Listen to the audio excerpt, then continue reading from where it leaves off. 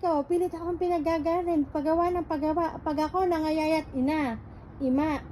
Pag ako nangayayat, ha? Magpapasalamat ka pa sa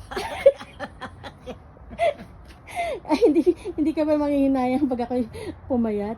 Hindi. Ikaw talaga. Katamtaman lang. Hindi talaga. Ikaw talaga.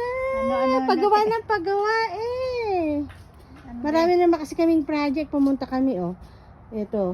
Gagawin namin yan. Lalagyan ng aking sitaw na turo. Tumutubo na yung sitaw kong turo. Pinipilit akong mag-garden. Sige na nga. Pagbigyan. Ala Pero ang aming mga buto ay ang hirap tumubo ngayon.